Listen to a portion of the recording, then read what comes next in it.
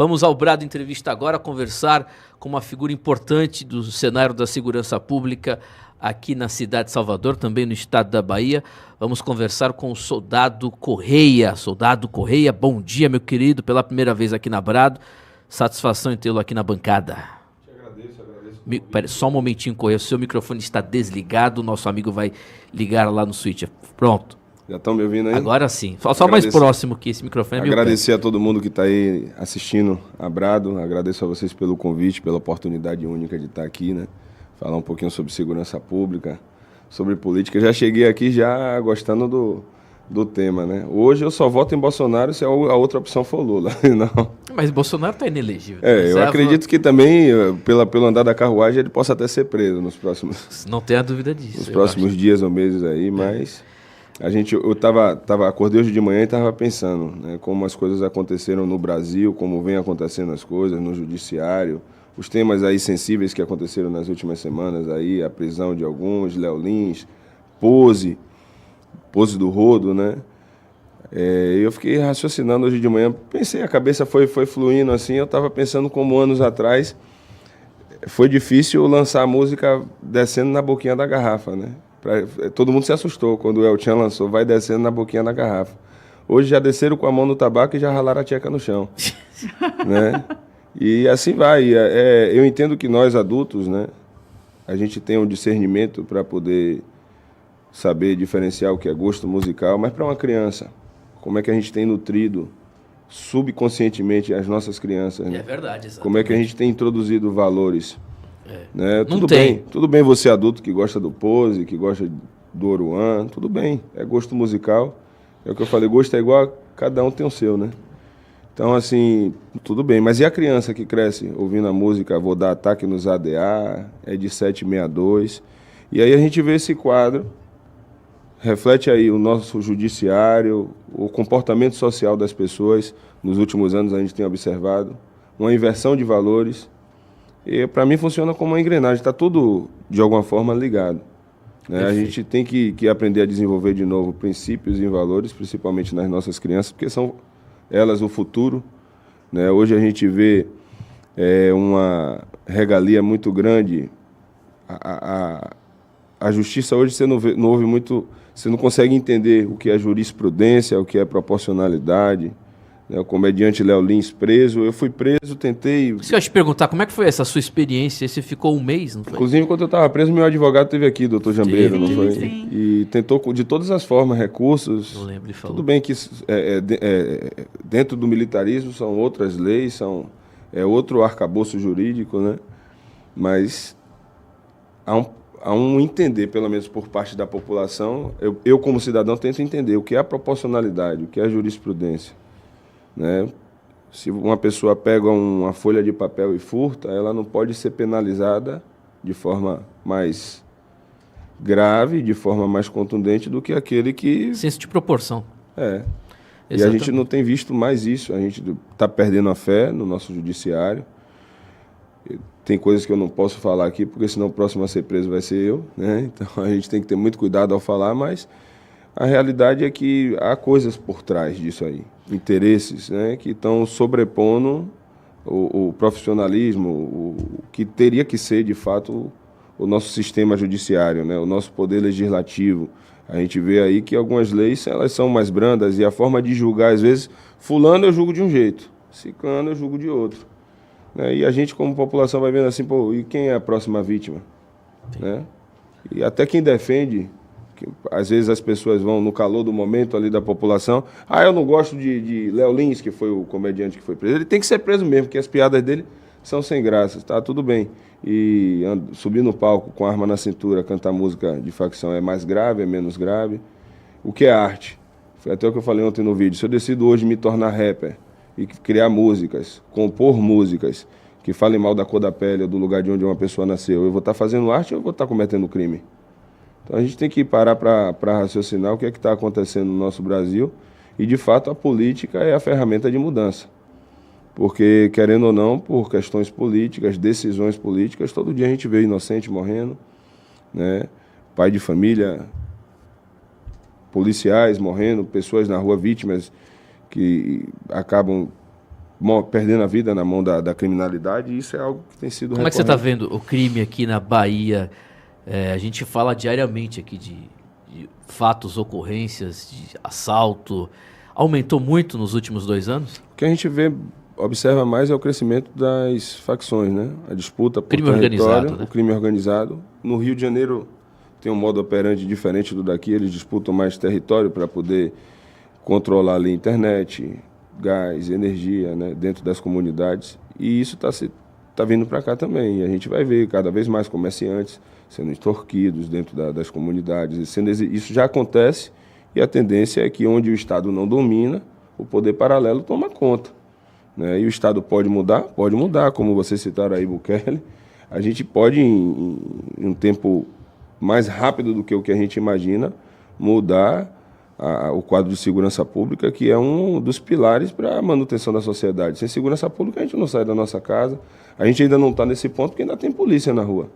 Mesmo sem conseguir compreender até onde vale a pena o nosso sacrifício, perfeito, né, a gente ainda está fazendo o nosso trabalho. Ô Correia, você que é agente de segurança pública, quero te fazer uma pergunta. De todas as comunidades de Salvador, qual o percentual de controle do narcotráfico, do Estado paralelo?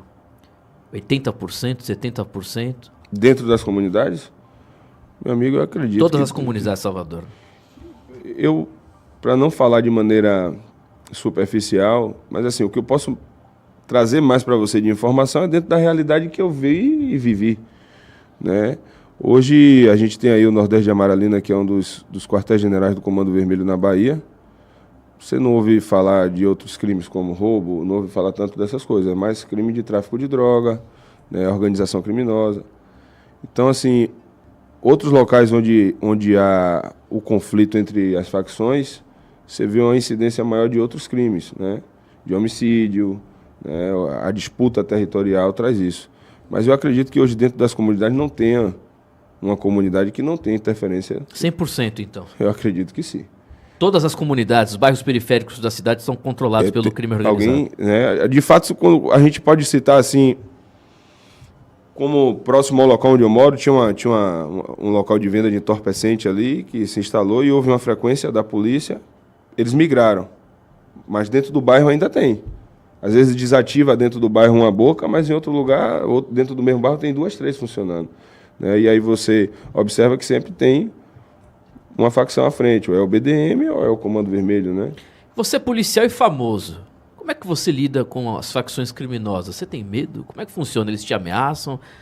Como é que você vive aqui? As ameaças, elas são rotineiras, mas seria uma anomia, né? Eu ter medo de bandido e me tornar policial, né? Perfeito. Tinha que escolher outra... E assim, até onde vai? Até onde o medo ele pode parar a gente? Porque, querendo ou não, vocês aqui também batem no que é errado. Sim, bastante. E aí, se não tiver quem faça, quem é que vai fazer? Quem é que vai falar? A gente vai se calar e vai ser refém do que está aí no país, do que vem se instalando no país? Né? Uma das falas de Bolsonaro que... É a Siri. A Siri está ouvindo a nossa conversa. Uma fala que eu ouvi, acho que foi de Bolsonaro, né? A gente joga dentro das 4 linhas, né? Mas quem está do outro lado não joga não, pô. Joga sujo. Então fica mais fácil, né? Se você for olhar, observar bem, um lutador que usa um remédio, ele cai no doping ali, mas se ele não cai no doping, ele tem vantagem sobre os demais. Então, normalmente quem obedece às regras está um passo atrás. A criminalidade não tem regra. Muitos passos atrás. Muitos passos atrás. Então, assim, para a gente tentar igualar mais esse jogo, a gente vai entrar numa discussão de que eu sou totalmente a favor do cidadão de bem ter direito ao porte de arma, né? Porque tirou esse direito do cidadão de bem, dificultou. Foi difícil isso de ouvir um policial. E essa foto que vocês estão mostrando na tela aí, e essas armas aí? Exatamente. Para eles continuam chegando. Né? O governo dizia assim, não, a gente vai proibir o cidadão de bem, quem vai poder andar armado é a polícia. O país da gente é um país com extensão territorial imensa. A gente não consegue fechar todas as nossas fronteiras. Vai continuar chegando arma para o tráfico. Então a melhor forma é o quê? É você tirar do cidadão de bem o direito dele se defender, entendendo que a polícia não consegue estar em todos os locais ao mesmo tempo. Normalmente a nossa reação é após o acontecimento do crime. A polícia ela é reativa, né? Ela não é preventiva. A gente tenta prevenir de que forma? Educação, né? tentar introduzir valores, princípios, como eu falei aqui, na cabeça do cidadão. Mas a nossa reação, a polícia normalmente é reativa. Após o acontecimento do crime, ligam para o 190. Estou precisando da polícia. Depois já. Então, assim, para a gente poder entender que o cidadão, até a polícia chegar, ele tem que ter o direito à defesa, ele teria que estar armado, né? Igualaria mais o jogo. Ontem eu postei um vídeo no Instagram que viralizou até. O cara chega com simulacro, né, para fazer um assalto, e o proprietário do carro, que é a vítima, percebe, vai para cima e todo mundo... É gostoso, é satisfatório para a gente ver isso. Porque normalmente é a gente se lascando. Quando ele se lasca, é gostoso. Né? No meu caso, como policial, eu tenho esse prazer mais do que a maior parte da sociedade. Eu que não sou policial, eu fico emocionada de felicidade. Eu vejo ele se lascando com mais frequência, né? Então isso Corrêa, você está feliz com a desgraça alheia?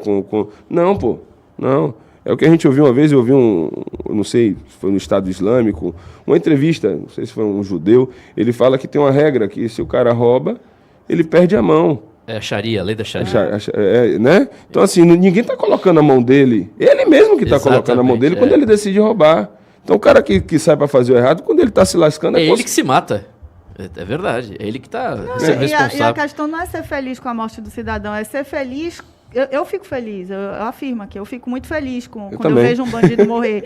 Porque eu penso que é menos cidadão de bem morrendo, produtivo para o Estado, produtivo para a sociedade, morrendo. Porque o que a gente vê é mãe de família, é pai de família, é empresário, com arma na cabeça e muitas vezes sendo enterrado enquanto a família do bandido recebe glórias, né? Na verdade, o que acontece nesse país é um sacrifício que eles fazem. Eles sacrificam a sociedade de bem, a quem realmente faz o país andar, para poder sustentar essa marginalidade e ter como troca o voto.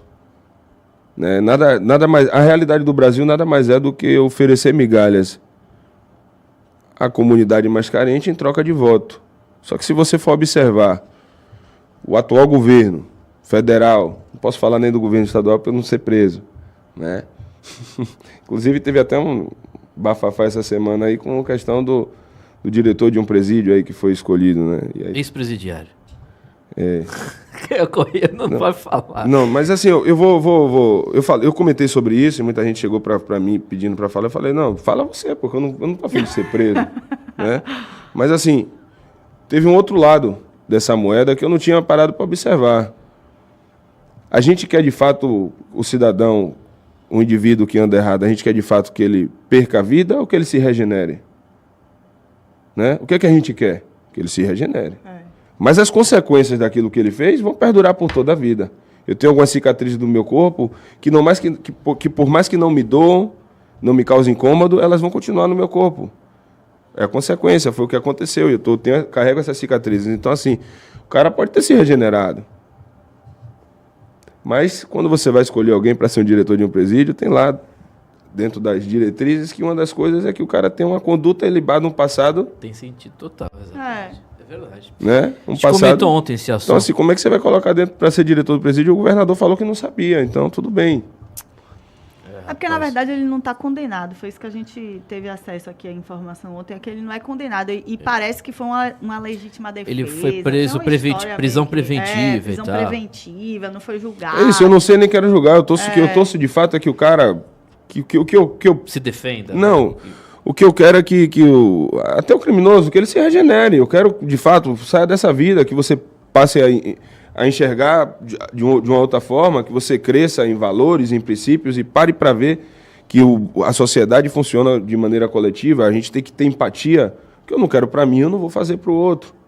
Né? Se você for olhar, é uma história que a gente ouve há muito tempo, antes de eu ser polícia. O traficante não quer o filho dele como usuário de droga. O traficante não quer o filho dele com arma na mão, trocando tiro com a polícia. Normalmente o filho do traficante está estudando em colégio bom. Ele quer outra realidade para o filho dele. Mas e o filho dos outros? Porque quando ele vende, ele está levando... Qual é a realidade que ele está levando para o filho dos outros? Né? Quando a gente ouve esse tipo de música e uma criança está ouvindo, como eu falei assim, essa criança vai crescer... A música, por exemplo, que faz apologia ao crime, porque de fato faz apologia ao crime. Uma coisa é você fazer a realidade da favela, como muitas pessoas alegaram em cima da prisão de Pose. A realidade da favela é o quê? É estar aqui nos ADA, de 762. Apologia direta, claro. Né? Então, assim, aí a criança... A gente vê problema hoje de guerra por causa de torcida organizada, que para mim, muitas torcidas organizadas funcionam como facções criminosas. Também acho. E quando você vai olhar, aqueles membros de algumas torcidas organizadas também estão na favela traficando, vendendo e trocando tiro com a polícia. Então... A gente tem que entender assim, o que é que a gente quer, né? Paz? Qual é o caminho para isso? Né? A gente quer uma sociedade que evolua a cada dia, que cresça. Qual é o caminho para isso? É educação. Não tem outro caminho. Né? É princípios. Então, quando a gente observa o comportamento coletivo, que foi o que eu falei ontem nesse vídeo do cara que tenta roubar, a sociedade vai em cima do ladrão. Ninguém quer. Ninguém gosta do ladrão. Nem ele mesmo. Né? A pessoa está ali, eu quero que a polícia vá para cima da criminalidade. Mas quando o criminoso é do seu rol familiar, aí não, aí a polícia já não presta. A gente não sai de casa para escolher para quem a gente vai para cima. A gente vai para cima do que é errado, né? São 10 horas e 8 minutos. A gente está conversando aqui com o soldado Correia, Polícia Militar da Bahia. Correia, o seu advogado esteve aqui, ele disse aquilo tudo da sua prisão, que você estava muito desanimado em voltar a trabalhar como policial, em detrimento da realidade que está imposta para todo mundo. Você hoje está como? Melhorou? Como é que está a sua cabeça em relação a tudo aí? Ou mudou nada? Eu me sinto um corno, eu vou usar essa palavra assim. Eu não tenho vergonha na cara, né? Valer a pena não vale. Mas e se disser assim, Correia, bora descer e entrar na viatura, eu vou vibrando. Que eu não vou para fazer um serviço... Eu nunca fui medíocre. Em tudo que eu quis fazer na minha vida, eu sempre quis dar o meu melhor. Aí não dá tempo de você ir para a favela para poder trocar tiro com a cara de marasmo. Você vai vibrando, ligado, atento a tudo ali, ou você não vai. Né? Então, dizer que vale a pena, não vale. Não vale. É o que eu digo ao cara que está pensando em entrar na polícia hoje. Você está entrando esperando o quê? Salário, reconhecimento. O caminho é a depressão e a gente vê tanto suicídio dentro da nossa categoria porque... não é nem um pouco valorizada. Não vale a pena. Não. Se você for olhar, o policial aqui ganha quanto? Se acabando em hora extra, um soldado ganha o quê? 6 mil reais. Se acabando em hora extra, 6 mil reais. E aí, você está a fim de 6 mil reais e saber que você vai entrar numa ocorrência agora e não vai voltar para casa? E que vai ser uma dificuldade a sua família receber esses 6 mil depois que você morreu? Muitas das vezes vai ter que até brigar na justiça. Entendeu? Você concorda para mim que vale a pena quando você entende que você todo dia entra em comunidade para trocar tiro com um criminoso e você vê um cara que faz música de apologia à facção ser solto. Mas eu fiquei 30 dias e meu advogado não conseguiu me tirar de lá. Eu não fiz a música de apologia à facção, eu não roubei ninguém, não fiz nada de errado. Foi porque eu disse que se mexesse com minha família, que se for da lei. E aí 30 dias. E ainda de atestado médico, sendo inocentado pela corregedoria. Na época, a pessoa que estava à frente, ele tinha uma decisão de poder fazer o que quisesse, ele decidiu. Né? Eu sei que tem política por detrás também, muito. Mas política nenhuma vai me dizer o que eu tenho que fazer. Se for errado, você pode mandar eu fazer, que eu não vou fazer. Independente de cargo, eu perco o meu cargo. Isso para mim é honra, entendeu? Eu não vou fazer. Ah, Correia, faça isso aqui porque eu vou te ajudar, você vai ser promovido. Se não for uma coisa que esteja conivente com o meu caráter, com a minha personalidade, com a minha criação, eu não vou fazer. Entendeu? Porque, para mim, a honra vale mais do que o dinheiro. Eu gosto muito do dinheiro, mas a honra está acima disso. De você chegar em casa com a cabeça erguida, com o nariz em pé, assim, e dizer assim, não, eu tenho honra. Entendeu? Eu não me corrompo. Isso, para mim, é o valor... O ser humano mais perigoso do mundo é esse aí. Ele não tem nada que compre ele. Perfeito, Correia.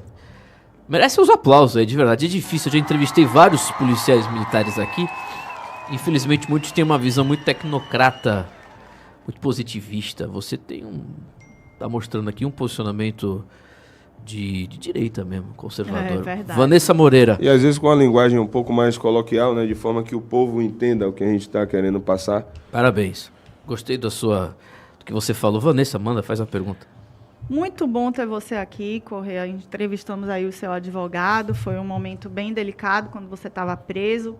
Diante de tudo isso é até uma pergunta aqui que o querido Pedro Soares, lá de Porto Seguro, filho da doutora Raíssa, fez, e eu vou complementar a pergunta dele, que é a minha também, né? Eu queria saber isso de você. Diante de tudo isso que você está passando, o que você passou, de todas essas injustiças, o que é que te motiva, né, a continuar de pé, a não desistir?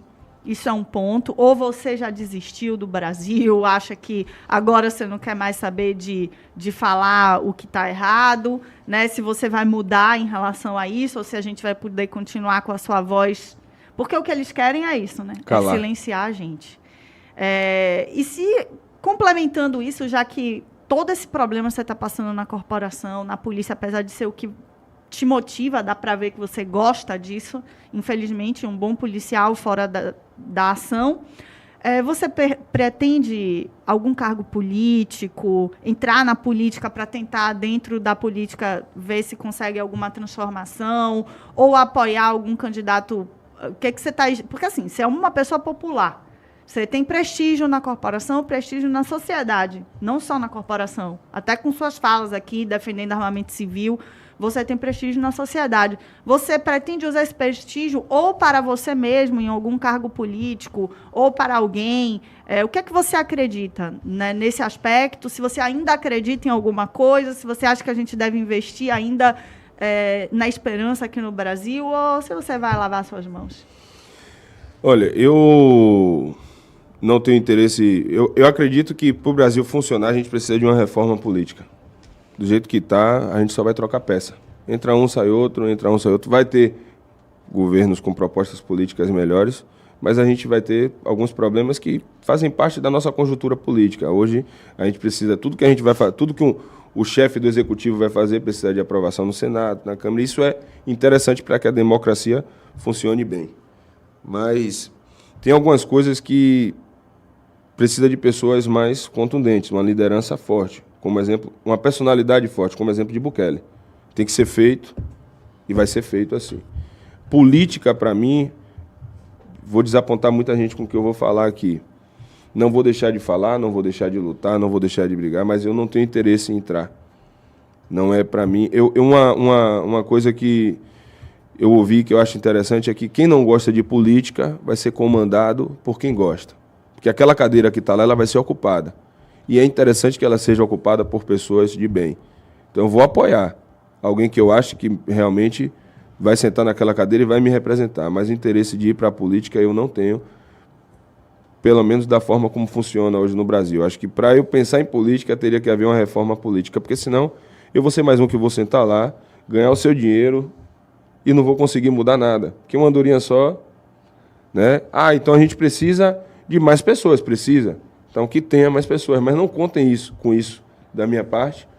Não me vejo fazendo outra coisa. É uma coisa que eu ouço da maior parte da população. Você defende a polícia, você defende os polícia, mas quem mais fala mal de você, às vezes, é a própria corporação.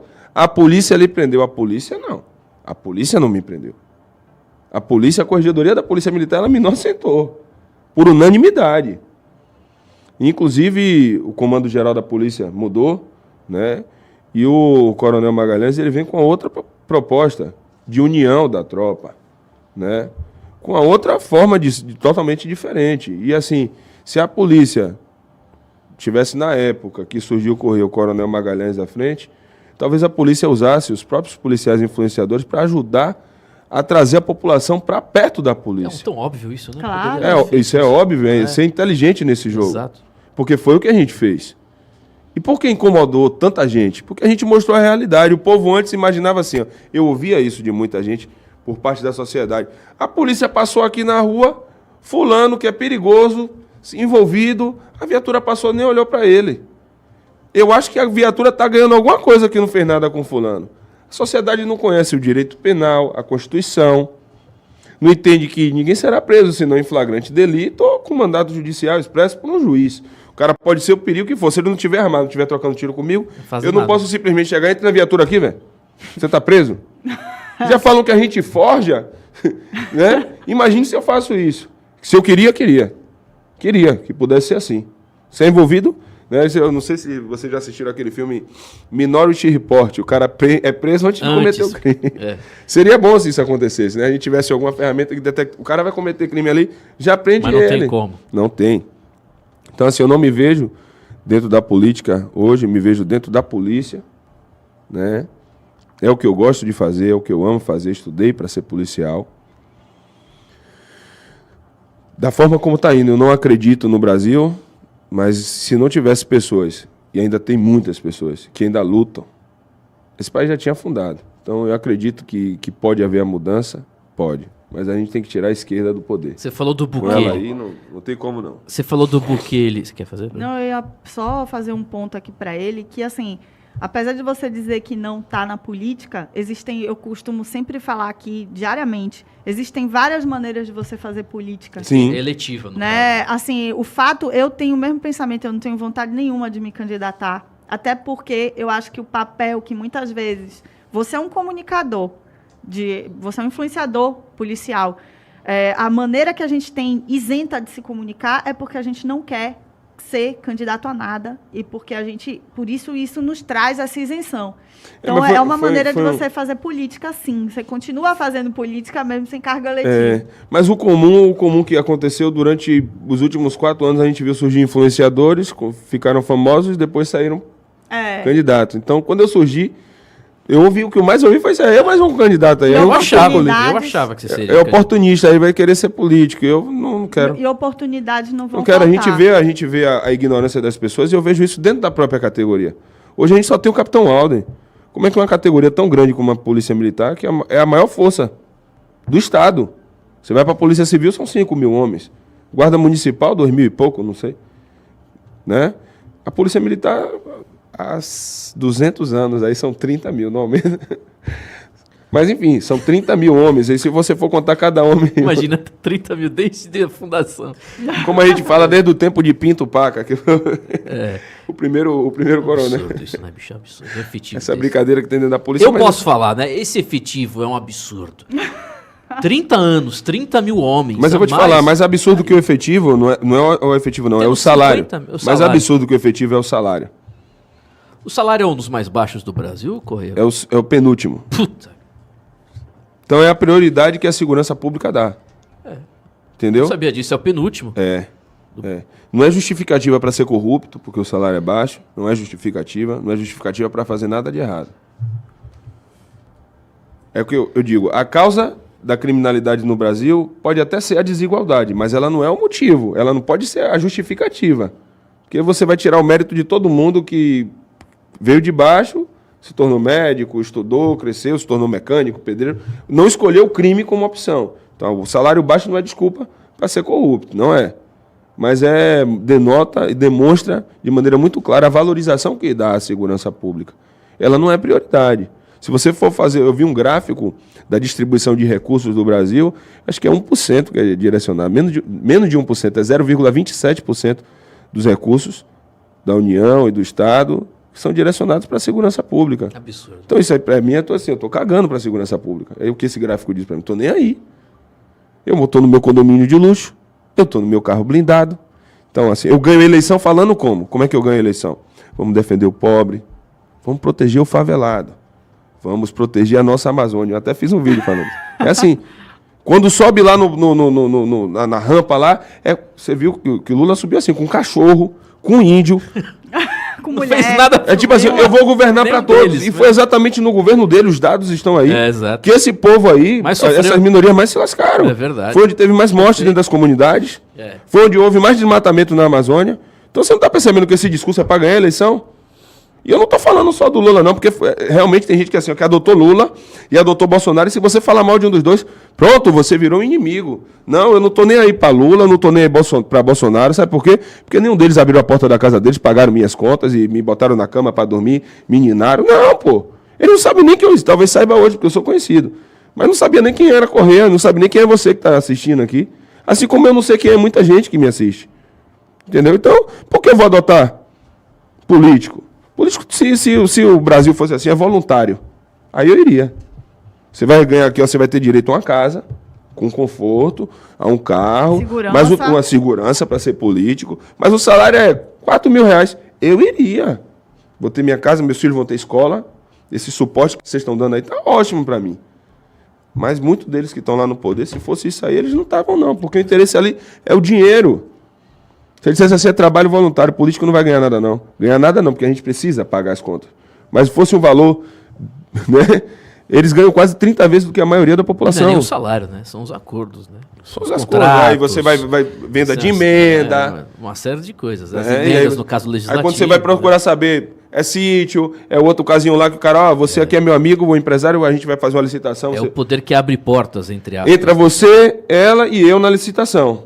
Mas já sabendo que quem vai ganhar é esse cano ali. Sim. E a gente sabe que o Brasil, a gente que tem acesso a algumas informações, a gente sabe como é que funciona o Brasil. Ô Correia, 10h22, a gente está entrevistando aqui o querido soldado Correia. Você falou do Bukele. O nome do Renato 38 tem crescido para presidente da República. Ele mesmo já disse aqui várias vezes que não quer e tal, mas existe um movimento que está pedindo ele candidato. Eu mesmo... Eu gostaria de votar no 38, candidato. Eu tô falando, Timóteo. Eu também. Votar no 38. Vanessa disse que quer votar no Bolsonaro. Não, de jeito nenhum. Eu voto no 38, mas eu não queria te perguntar se você vota nele. Eu queria perguntar o que você acha do 38 nesse negócio aí de segurança pública e o nome dele crescendo. Para mim, o Renato, ele é um novo Enéas. Enéas muita gente via como maluco, depois fala assim, não, esse cara tem razão. Né? Tem alguns comentários do Renato 38 que são muito radicais. Eu não vou muito por essa linha do radicalismo. O radicalismo, para mim, tem que ser em cima da criminalidade. A gente tem uma sociedade hoje miscigenada, e aí tem alguns assuntos que são sensíveis, e quando o Renato toca nesse assunto, assusta, né? A galera fica, por que tá falando assim? Mas... não é isso não.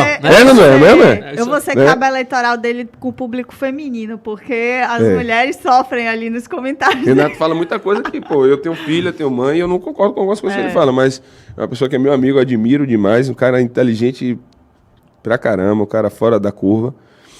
Mas eu acredito que pro Brasil mudar, a gente precisa de um ser humano com coragem. Com coragem e dizer assim, não.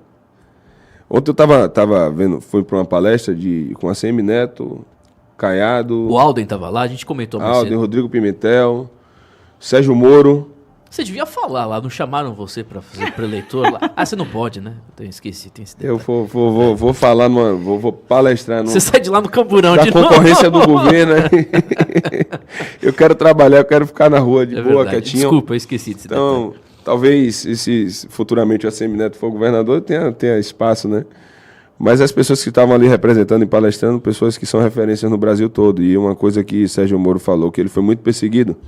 A gente vê órgãos internacionais que querem entrar aqui para poder dizer como a gente tem que fazer no nosso Brasil, né? Sendo que eles não vivem a nossa realidade aqui.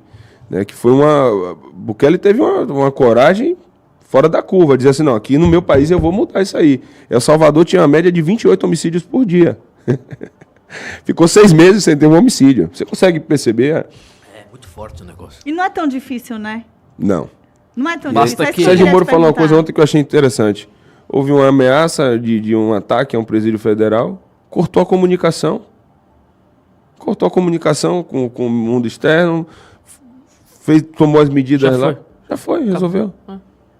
Precisou. Aí o pessoal vem, mas precisa ter comunicação, porque bandido dentro da cadeia tem que estar ligando para quem? Tem que ter telefone para quê?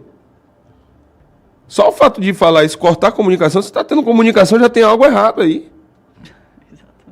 Porque ele está preso, não tem que ter acesso a celular. Rapaz, sabe, tem muitos que assistem aqui a Brado, né? Já mandaram mensagem.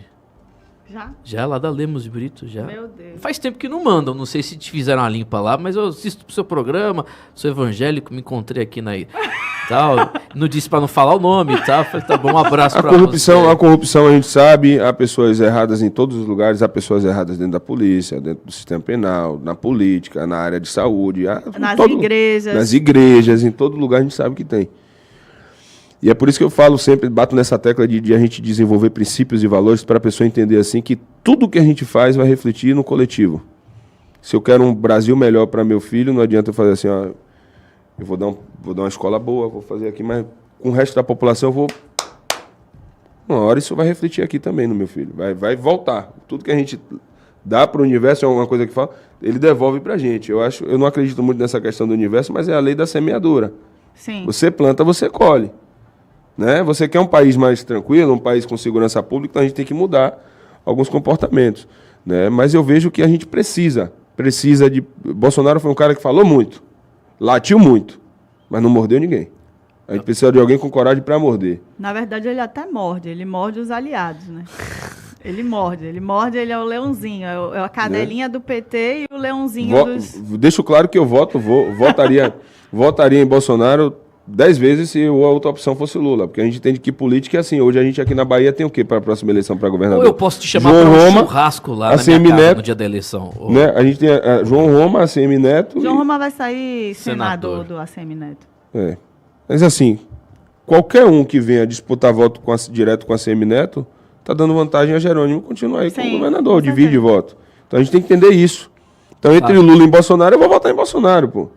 Eu não vou votar num cara que eu sei que é condenado em todas as instâncias, que o cara que bota o boné de CPX, vai lá na comunidade. Pô, não dá, eu sou polícia, pô. Agora, Corrêa, deixa eu te perguntar Tomei tiro, vi colega morrer, vou apoiar isso aí, eu tô dando tiro no meu próprio pé.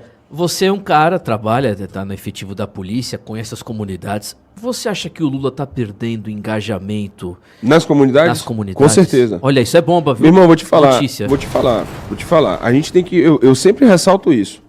As comunidades, elas são representadas, pela maior parte, por pessoas de bem. Sim, eu sei. Eu já fui várias vezes, de domingo para segunda de serviço, segunda 5 horas da manhã, paredão rolando, os caras cheirando, usando droga, dando tiro para cima. E na rua do lado lá, a senhorinha e várias pessoas indo para a escola, estudar, trabalhar. O dia a dia, né? E tem que ficar calado, tem que ser conivente com aquilo ali. Quem tá errado é a pessoa, quando a pessoa liga pra polícia ou 90 e fala assim, pô, eu vou acordar 5 horas da manhã para trabalhar, pô. Os caras estão cheirando cocaína a noite toda e som de paredão e baixaria na porta da minha casa. Eu tenho que ouvir isso. Quando a gente chega, que tem um efeito lá de alguém morrer, a polícia já chega aqui atirando. Peraí. Ou uma coisa ou outra. Né? Uma coisa ou outra. Você consegue entender isso, né? Então, nós somos a consequência. Se está errado, a gente vai ter que ir lá. Não quer ver a gente, então é de certo. Então, assim, o que eu recomendo, de forma mais justa, você quer fazer sua festa paredão? Eu não posso falar que não, mas a vontade que dá, eu nunca fiz. É de pegar o ouvido do cara assim, botar do lado da caixa de som assim, e aí... Fica ali. Escuta aí, porra, não tá gostoso? Tá gostoso? Dá risada agora, porra! Tá gostosinho? Porque a mãe de família tá trabalhando, vai ter que acordar para trabalhar, caralho. Porra, tenha bom senso, porra. A gente tá aqui, ó, a gente podia pegar nosso serviço, pegar nossa viatura, fazer uma rondazinha, voltar pro quartel de boa. Mas vocês procuram problema, pô. Vocês estão chamando a gente para perto. Né? E tem que ter essa consciência. Se quer fazer só barulho, vai para um lugar lá reservado, onde só vai estar vocês. Porque lá vai estar a festa que vocês gostam, usando o entorpecente que vocês gostam, com as armas que vocês gostam. E quando a gente for lá, pô, é fogo à vontade. A gente vai trocar tiro com vocês, pô. Entendeu? Você pega a maior parte da sociedade. E se você perguntar para si próprio, vamos dizer, você está aqui e tem uma pessoa na sua frente com a arma, disposto a tirar a sua vida. E você também tem uma arma para se defender. Só que se você atirar nele, tem alguém atrás que pode ser acertado. Você vai perder a sua vida ou você vai atirar nele? Atirar. Mesmo que o outro morra, não tem problema. Chame 100 pessoas aí agora e faça essa mesma pergunta, você vai ver o que as 100 vão dizer. Você vai atirar ou vai morrer? Mas todo dia a gente morre. Porque a gente às vezes fica com medo de atirar e depois ser preso. Eu não. Eu prezo muito a vida do cidadão de bem. E estou aqui disposto a sacrificar a minha vida. A partir do momento que eu entro numa viatura, eu estou disposto. Mas de graça não, pai. Então a primeira coisa que a gente tem que entender é que tem efeito colateral nessa guerra. A gente tem que abrir a mente que tem efeito colateral nessa guerra. Ou a gente tira a polícia de lá, o Estado entrega de vez, é um Estado paralelo e vai viver vocês aí. Um isolamento, criar um muro como aquele filme B13. Vocês vivem aí. Daí do muro para dentro, você tiver algum problema, você resolve com o líder do tráfico. Você resolve aí. Cá fora da comunidade, as pessoas estão aqui, têm direito ao hospital, têm direito a tudo. Porque aqui a engrenagem funciona. Aí o tráfico domina, é um Estado paralelo. Então a gente, não é assim, pô. Sabe por quê? Porque lá, a maioria das pessoas que estão lá dentro são pessoas de bem, que precisam e querem a polícia lá. Assim como o cara quer acordar no seu apartamento nobre, abrir a garagem e ver uma viatura próximo, a sensação de segurança, o morador de comunidade também quer que isso acabe. Só que isso não acaba, não é por falta de policiamento, não é por falta de querer do polícia, é por falta de querer do político, é por falta de querer do legislativo. Nós fazemos parte do poder executivo, a gente está ali para executar, mas não tem lei que respalde. Se você for para uma, você vai dizer para mim assim que um policial acorda hoje, entra numa viatura e faz assim, ó, eu quero responder processo, eu quero ser preso e ser morto. Não, pô. Então eu não consigo acreditar que o policial vai chegar na favela atirando de qualquer jeito, porque a gente responde, pô.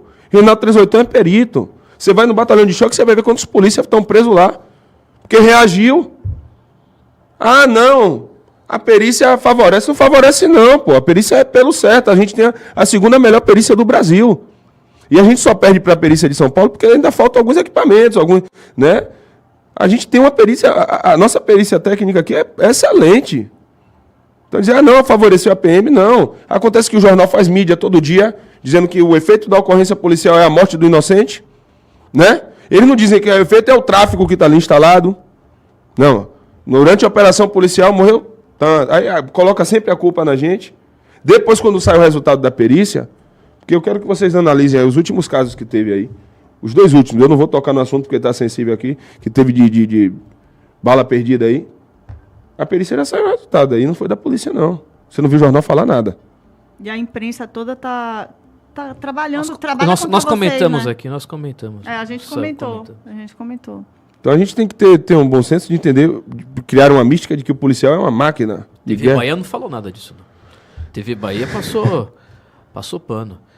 Eles falam, é impressionante, a apresentador mudou, né? A Jéssica sempre era ela terrível. Saiu, né? Não sei como falava assim, mais uma troca de tiros, a polícia envolvida, infelizmente pessoas morrem. Mas quando o contra-cheque dela era pago pela Record, ela recebeu a medalha Tomé de Souza, recebeu a medalha da Polícia Militar e ela defendia a polícia. Mudou radicalmente. Mudou radicalmente. Quando mudou quem pagava o contra-cheque dela lá, o salário dela, mudou, as opiniões dela também mudaram. Eu não quero entrar em guerra com essa jornalista, não. Porque tem gente que é assim, né? Tem gente que é assim. De onde você recebe o dinheiro é que vai ditar seu comportamento. Eu não sou uma pessoa assim. Você pode botar o dinheiro que for, a minha opinião não vai mudar. Entendeu? Você não me compra. Eu gosto de trabalhar e ter meu dinheiro e quero ter uma vida de qualidade. Boa. Mas o dinheiro não está acima dos meus valores. Entendeu? Então, aí... Está recebendo muita proposta de partido para ser candidato? Sim. Eu imagino. Mas não é desde agora, desde as eleições municipais eu já recebi proposta. Mas agora para deputado, então, para federal, deve ter partido oferecendo mundos e fundos aí. E eu cheguei a pensar, porque em conversa com algumas pessoas, colocaram na minha cabeça, se você não entrar na política, vão passar o trator por cima de você. Você precisa de um respaldo. Você precisa ter força. Eu falei, então assim, vamos fazer o seguinte, você ganha e você segura o trator, pô. E me ajuda a continuar trabalhando. É isso aí. Porque, assim, você tem a meta de ser político, eu tenho a meta de ser polícia. Eu estudei para ser polícia, o que eu gosto é de ser polícia. Entendeu? Eu não estudei para ser político, não tenho interesse. E da polícia, desde o dia que eu pisei o pé na polícia, eu sempre fiz minha correria fora. Era assistência técnica em celular, vendendo roupa, comprando roupa em feira e vendendo aqui. É ilegal? É sem nota fiscal? Tô nem aí para governo não, pô. Mas ilegal é os 90 bilhões do INSS. Porque se eu tiver aqui para Feira de Santana, encher meu carro de roupa e vender em Salvador aqui como camelô, eu vou. Mas eu não vou meter arma na cara de ninguém para tomar o que é dos outros. Entendeu? É porque a lei aqui não favorece. As grandes marcas, sim. Eu preciso comer. A gente entende que eu vivo em um país que 6 meses do ano, eu trabalho 12. 6 meses é do governo. Me diga se eu tenho um hospital decente. Me diga se eu tenho iluminação pública decente. Esgotamento, aí vigilância, a parte sanitária, né? Saneamento básico. O saneamento básico decente. Eu não tenho, pô. Então, assim, o que é que o governo me dá de decente? Imposto. São 10h36. Evelyn Santos. Tá na escuta aí, Evelyn? Tô sim. Nós temos mensagens dos nossos ouvintes para o Soldado Correia. Rapaz, entrevista forte, hein? Vamos lá, solta o povo, então. Se tiver mensagem, pode mandar brasa aí pro soldado. Bom dia, equipe Brado. Eu queria fazer uma pergunta para o entrevistado. Não seria questão de impeachment do governador o que aconteceu com o policial no Farol da Barra? Deixa eu explicar. O pessoal já esqueceu. Volta aqui pra mim. Gente, deixa eu explicar. Deixa eu explicar. É a mesma coisa do Renato 38. Deixa eu explicar. Eu sou policial militar, eu não sei se o artigo 64, 66 do Código Penal Militar, publicação ou crítica indevida ao governador é cadeia. 6 meses a 1 ano de detenção. Se eu falar aqui alguma coisa do governador. Então, o governador Jerônimo, ele é uma pessoa maravilhosa. É a mesma coisa do Renato. Eu não tenho, o Renato. E eu não tenho nada contra, não tenho nada contra ninguém, não tenho nada contra, não. O que eu quero de verdade é o que a gente quer como população. Você vai numa loja que você compra um celular, você quer que o produto venha com qualidade, né? Você compra uma roupa, você quer uma roupa de qualidade. Você bota um político no poder, você quer que o político ofereça um serviço de qualidade. E nós que somos os patrões dele, não são eles que são os nossos. Apesar de ganhar mais que a gente e meter mão no nosso bolso sem perguntar, né? Porque o camarada dos 52 milhões não está preso, não. Ainda está dando entrevista e dando risada da cara da gente. Esse não fica preso, não. Entendeu? Então, assim, mas se eu der uma opinião aqui, eu vou ficar preso. Eu sei que eu vou ficar preso. E quem não enxergou isso, não, que você foi preso porque você mereceu. Porque eu disse que se mexer com minha família que se for da lei, estou dizendo aqui de novo na Rádio Brado. Se mexer com minha família, é isso aí mesmo. Esqueça a lei. Eu vou caminhar grande mesmo. Esqueça. Acabou minha vida, pô. Você não vai me segurar, não. Todo mundo tem família, eu também tenho. Não mexa com a minha. Só isso. Eu concordo totalmente com você. Se Entendeu? fosse você, faria mesmo. Minha família, a polícia não vai me dar minha família de volta, juiz não vai me dar minha família de volta, desembargador, promotor, presidente, governador não vai me dar. Então não mexa com minha família, não. Mexa com a família, não, porque eu vou virar uma máquina e eu explodo. Acabou minha vida, vou morrer daqui a 2 horas. Mexeu com minha família, 2 horas que eu perco minha vida, mas eu vou pra cima de quem mexeu. E depois a gente responde se eu ficar vivo. Não tem problema com isso, não, em dizer isso. Vou preso de novo se eu tiver que dizer isso, porque eu não vou mudar minha opinião. Ah, não é legal dizer isso? Não. Então não mexa com a família de ninguém. Sua família não fala pra você? O que sua família diz pra você sobre tudo isso que você defende? Minha mãe foi pra Austrália. Ficou com medo de ficar aqui no Brasil.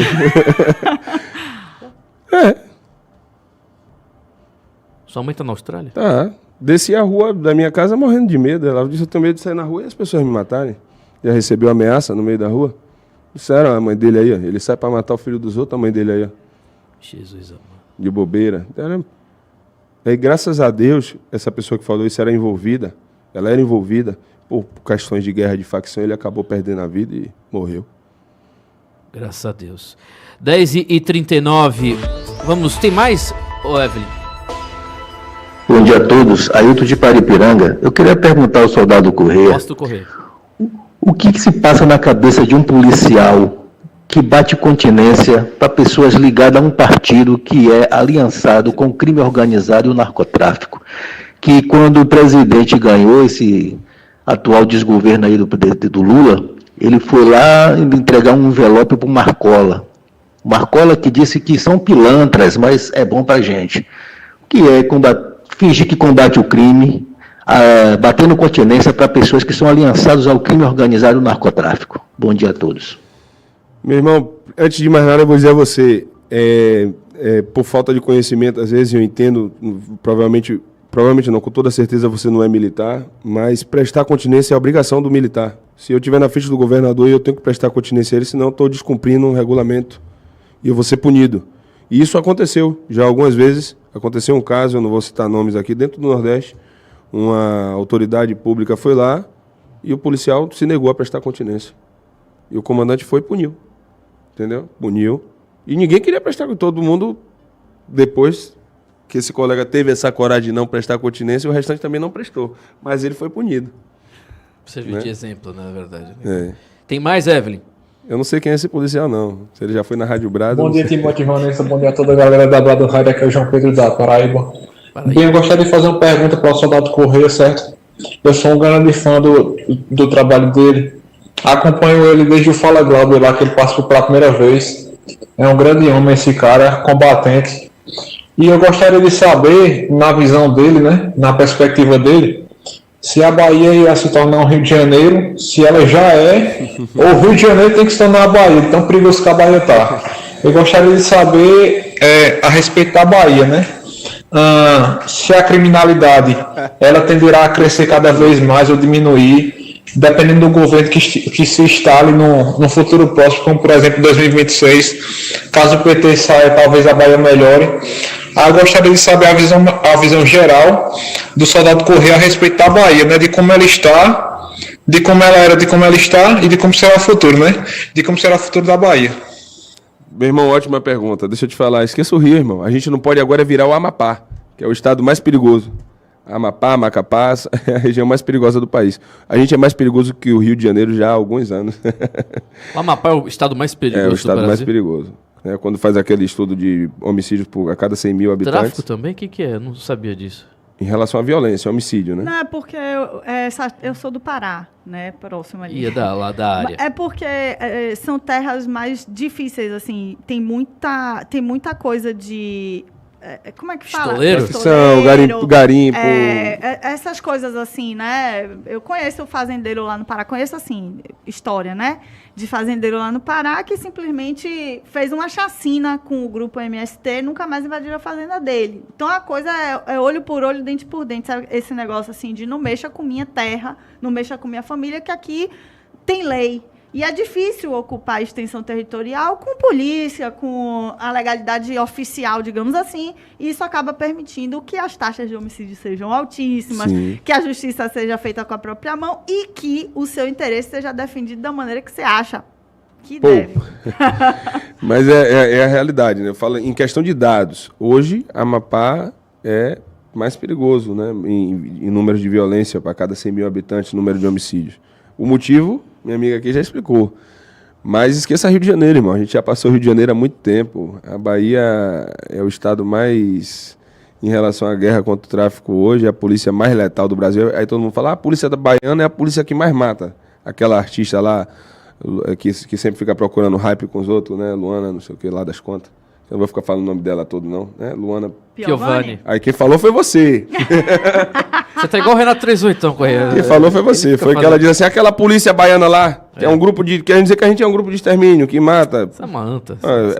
Então quando ela vem pra Salvador, ela quer chega no privado dos polícias aí pra pedir um apoio, uma segurança. Porque não sei, aqui não é tranquilo, não precisa de segurança.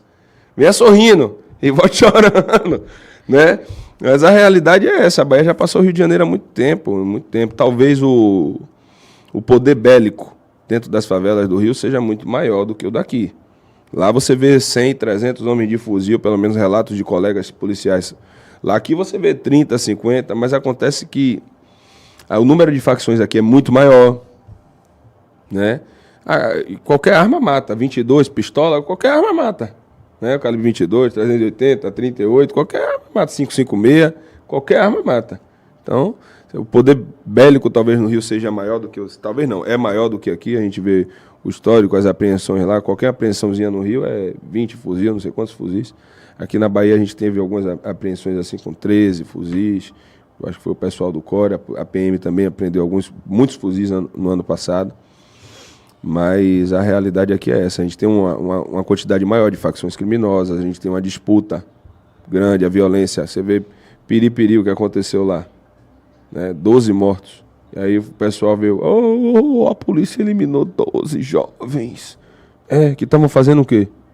Estavam em sua casa? Jogando bola. Estavam trabalhando dentro do mercado, a polícia foi lá, pegou. Estavam jogando futebol. Não estava. Estavam indo dar ataque numa facção rival e aí se deparou com a PM ali e foi pro saco. Correia, mas agora é o seguinte, a gente tá falando, a imprensa fala, né?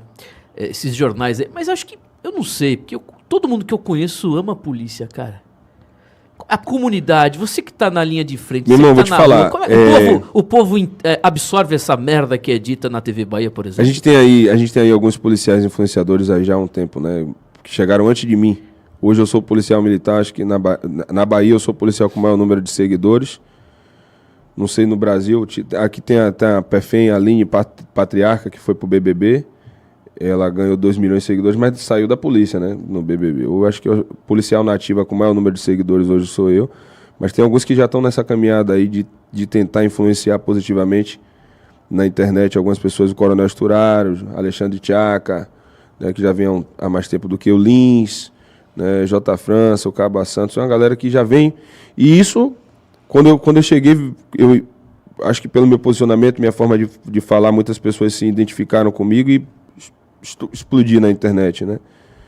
1.400.000, vamos bater agora 1.500.000 seguidores. Gente do Brasil todo me segue, eu chego em outros estados, as pessoas me reconhecem. Parabenizo a Polícia Militar da Bahia. Fui para o Rio Grande do Sul ajudar lá na enchente, a quantidade de pessoas que sabem a dificuldade e o que é o nosso estado, o nosso trabalho, né? A gente observa esse carinho vem aumentando muito. Eu saio na rua, as pessoas pedem tirar foto, que abraça a polícia, porque ninguém gosta do criminoso, velho. Ninguém gosta. Acho que fica restrito ao apresentador, né? Esse tipo Só que a nossa política é feita com pão e circo, né, velho? pão e circo, é assim, dá cervejinha, picanha, é esse tipo de discurso que ganha a política. Eu não estou falando de Lula, mas é em todos. O político vem falar bonitinho para ganhar seu voto e depois... Eu tenho 34 anos, desde que eu me entendo por gente, e o Brasil sempre foi isso aqui. Ainda não vi alguém, a gente ainda não teve um Bukele, a realidade é essa. A gente não teve um cara de fato que chegou e os que tentaram, Eduardo Campos, outros aí, morreram, né? A gente não sabe como, não vou entrar nesse mérito, mas a gente não teve. Então hoje a população está vendo o crescimento da criminalidade, está vendo a nossa realidade nas ruas e tem aumentado muito a admiração pela polícia, graças a Deus. Evelyn Santos, solta aí mais perguntas. Hoje a gente vai ficar até 1h, viu, Correia? Solta aí. Bom dia, Rádio Brado, bom dia, bradistas. Fernando aqui de Aparecida, estado de São Paulo. Gostaria de perguntar ao soldado Correia qual ou quais as medidas que o governo Bolsonaro fez para o combate ao crime organizado no Brasil, na opinião dele. Qual as medidas? Se teve medida e se o governo Bolsonaro combateu o crime. Obrigado. Bom, nenhum governo diretamente combate o crime. Quem combate o crime diretamente na pista ali é a polícia, né? Mas ele favorece através das leis, o legislativo, nossos deputados. Bolsonaro tentou algumas coisas, né? A gente entende que hoje a gente precisa da aprovação da Câmara, do Senado, né? Mas enfim, uma das coisas que eu acho que ajudou a combater a criminalidade, a diminuir pelo menos números de violência e de criminalidade, é facilitar o cidadão de bem andar armado. Não consigo citar muitas coisas aqui que Bolsonaro tenha feito, porque como eu disse aqui, a gente ainda não teve um Bukele que realmente tenha dado pelo menos respaldo à polícia brasileira, que o Brasil tem polícia, dá respaldo à polícia brasileira para trabalhar, né? Tanto na União quanto nos estados. Mas se você for perguntar a mim o que Bolsonaro fez, aí eu também não tenho muitas coisas para dizer assim, não. Mas concordo que ele teve muita dificuldade também, né? E no finalzinho teve que se aliar ao Centrão ali para conseguir baixar o preço do combustível, para pelo menos ver se conseguia a reeleição, mas enfim, não conseguiu. Mais uma mensagem e tem no Instagram, né? Vamos lá. Bom dia, uma mensagem para o senhor soldado. Senhor soldado, nessa altura do campeonato, toda classe da segurança pública, seja forças armadas ou forças auxiliares, civis, militares, de norte a sul, leste a oeste, esse discurso de vocês, legalidade, moralidade, etc., aplicação da lei, quando chega na hora H, vocês só votam no PT. Por quê? Porque o senhor disse que entre Lula e Bolsonaro, você vai votar em Bolsonaro, então está votando no PT. O número de abstenções no Brasil vai ter que crescer. É voto nulo, senhor soldado. Tenha coragem, voto nulo. Entre bosta e mijo, tudo não é PT, ou Bolsonaro não é petista? Do Renato. Pronto, esse é o debate que vocês da segurança pública têm que enfrentar. Fica com esse discurso, chega na hora H, vota no PT, porque vão votar em Bolsonaro. Meu irmão, deixa eu te falar. Você votar nulo, o concorrente não está votando nulo, não. Ele está votando no candidato dele. Quando a gente deixa de votar, a gente está praticamente abrindo caminho para que o candidato da oposição ganhe. Então, eu não sou muito dessa teoria de votar nulo. Vou me revoltar com o Brasil, vou fazer campanha aqui para todo mundo votar nulo. Isso nunca vai acontecer. Não vou conseguir fazer com que todas as pessoas votem nulo. E se 10 pessoas votarem no candidato da oposição, ele vai ser eleito. Não é dizer, o que é uma mística que fala assim, a eleição vai ser cancelada se tiver votos nulos. Não vai. Me diga aí, mostra aí dentro da Constituição aí, né? Você pesquisar aí no Tribunal Eleitoral aí, onde é que está isso aí? É uma invenção. É mais uma informação que dissemina na internet aí, falsa. Se todo mundo votar nulo, que a eleição vai ser cancelada. Isso não existe.